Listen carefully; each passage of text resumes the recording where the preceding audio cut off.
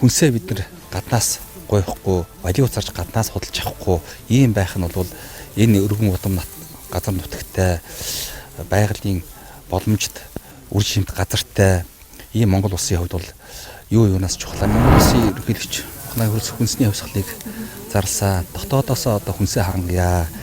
Дотоодын хүнсээ хэрэглэе гэж уриалсан тийм ээ.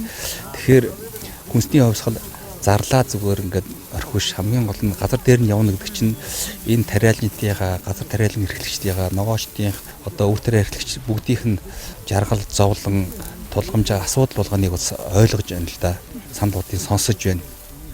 Иймд учраас газар дээр нь ажиллаж байгаа. Өнөөдөр одоо Төв аймгийн 2200 гад үр тариа тарьдаг компанид ажиллаж байна. Эднийх бол бас гагаас 16 центр ургац аваад үндсэндээ 3000 гаруй тонн ургац аваад ингээд тариа хураалтанд дуусгах өгч байна.